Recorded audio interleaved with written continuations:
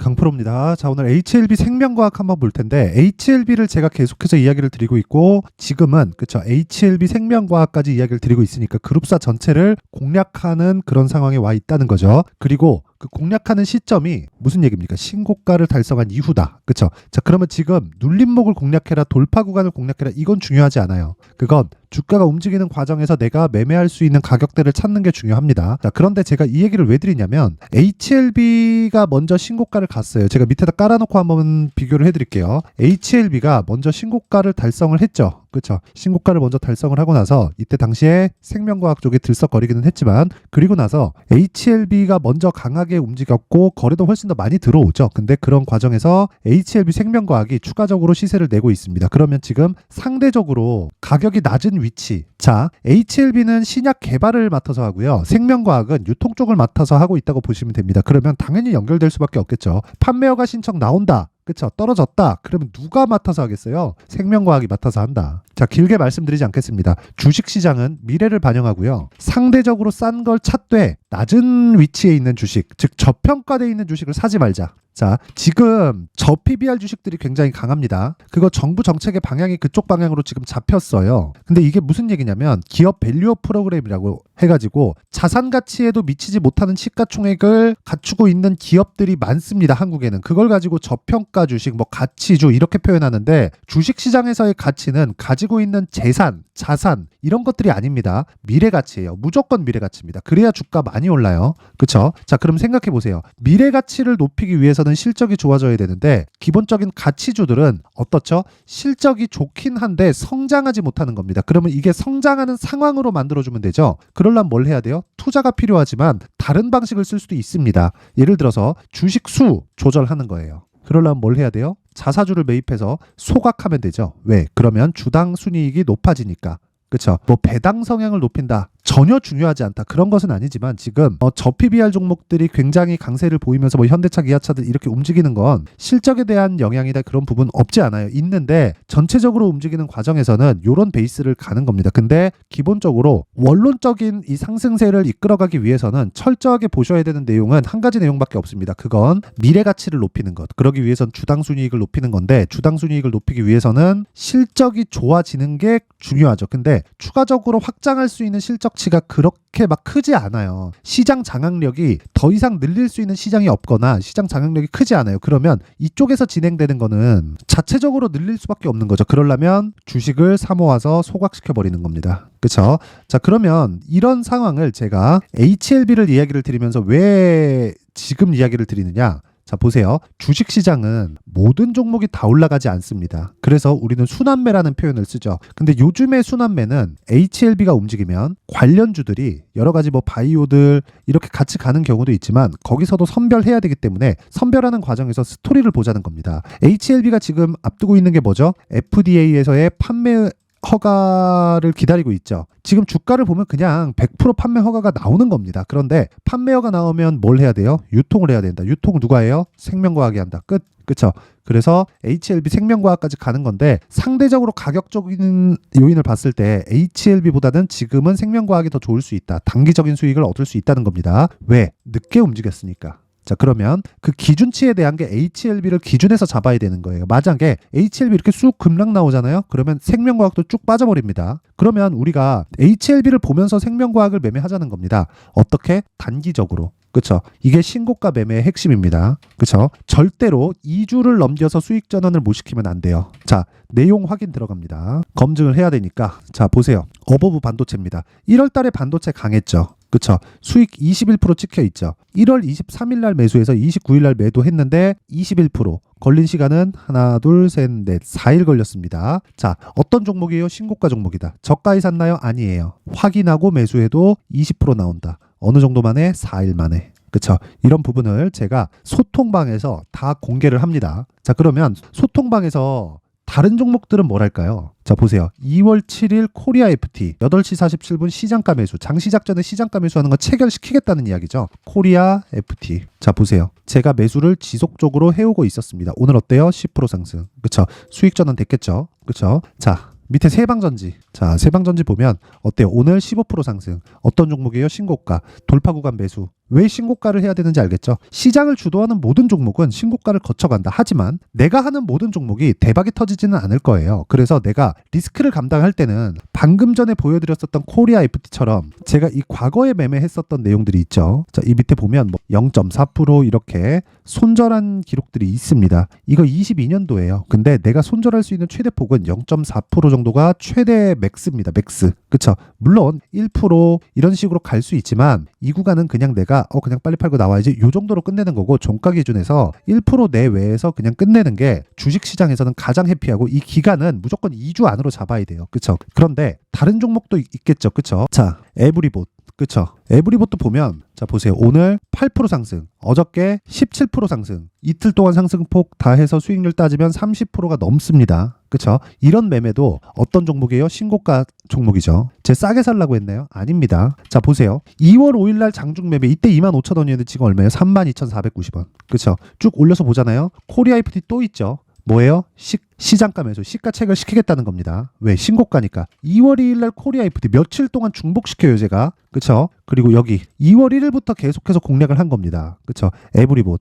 자, 정확하게 여기 2월 1일, 2월 2일, 2월 5일 이렇게 매매 진행이 되고 있고요. 에브리봇은 그래서 30% 수익. 그쵸? 매수가 끝난 날 이후에 하나, 둘, 이틀째. 이거 아직 안 팔았어요. 떨어지면 뭐예요? 그냥 매도하고 빠집니다. 왜? 확인했으니까. 고가에 팔아요? 못 팔아요. 한두 번 걸릴 수 있겠지. 근데 그건 유지되는 게 아닙니다. 그래서 HLB를 포함해서, 그쵸? HLB도 보여드릴게요. 자, 보세요. 며칠 걸렸죠? 하나, 둘, 셋, 넷. 4일 걸렸습니다. 몇 프로? 31%. 뭐예요? 신고가 종목. 그쵸? 자, 신고가 매매를 해야 시장의 주도주를 잡을 수 있습니다. 제가 매도하고 나서 더 가죠.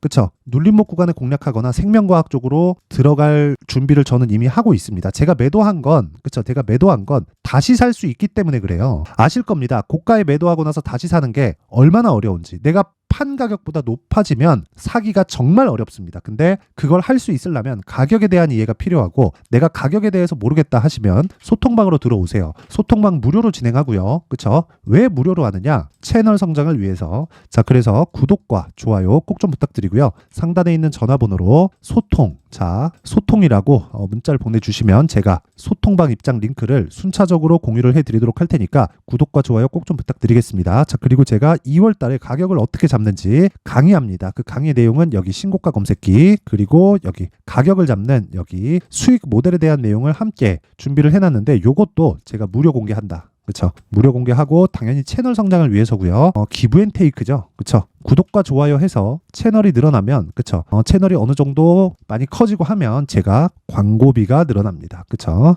전 광고비 받고 여러분들 가격 받고 주식 배우고 상부상조 하는 거니까 구독과 좋아요 꼭 부탁드리고요. 상단에 있는 전화번호로 소통이라고 문자를 보내거나 참여라고 문자를 보내시면 제가 소통방 입장 링크, 그리고 신고가 검색기 수익 모델을 함께 공유를 해드리도록 하겠습니다. 자, 그리고 다시 HLB에 대한 상황 보고 생명과학에 대한 상황 보면, 생명과학이 단기적인 움직임이 더 잘 나올 수 있습니다. 지금 HLB는 2파째 나오고 있죠. 그쵸? 2파째 나오고 저는 2파 공략을 했고, 1파는 체크해야 돼요. 왜? 신고가가 아니었으니까. 그리고 보통 1파는 신고가 구간에서 끝내야 됩니다. 자, 그러면 HLB를 기준해서 HLB의 생명과학을 잡자. 근데 HLB가 계속 올라가는 상황을 기다리는 게 아니라, 아니, 그래도 상관없어요. 근데 이런 상황보다 HLB 생명과학이 움직이려면 두 가지 중에 한 가지 조건은 달성해야 돼요. HLB가 계속 올라가거나 아니면 안 빠지거나. 그쵸? 빠지더라도 이 구간대에서 노는 거예요. 그러면 HLB를 포함해서 생명과학까지 공략이 가능하고, 비율을 나눴을 때 시차별로 우리가 수익을 볼 수 있다. 그게 가격 전략이고 신고가 매매의 핵심입니다. 자, 그 내용에 대한 부분, 즉 가격에 대한 부분을 제가 여기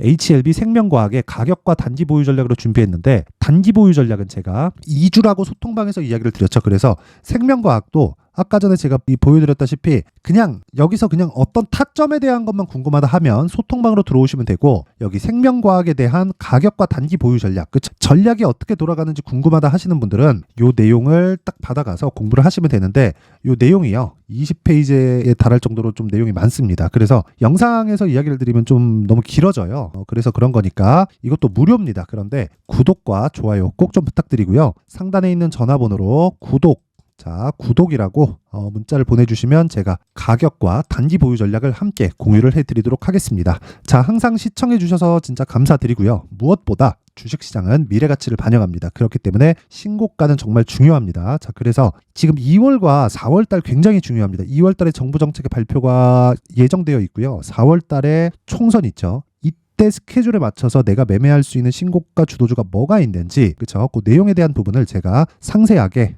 준비를 해놨으니까 영상 끝까지 시청하시고요. 모든 분들이 성공 투자하셨으면 좋겠습니다. 자, 24년도가 돼서도 시장은 여전히 어렵습니다. 자, 근데 시장은 항상 어려울 거예요. 앞으로도 계속해서 어려워질 겁니다. 자, 근데 제가 매월 대시세 종목을 구독자분들에게 공개를 합니다. 자, 내용을 보면 12월 달에 실제 공개를 했었던 강프로의 대시세 종목에 대한 내용인데 대기업을 상대로 안정적인 매출 구조를 가지고 있고요. 그리고 현재 주요 거래처는 삼성전자, 인텔, 하이닉스, TSMC, 해외에 반도체 관련된 기업이라는 걸 알 수 있죠. 그만큼 1월 달에 제가 보고 있었던 종목은 반도체 관련주라는 걸 알 수 있습니다. 공개를 해드리면 이 내용입니다. 여기 어보브 반도체, 그쵸? 실제 제가 거래한 내용을 공개를 한 거고요.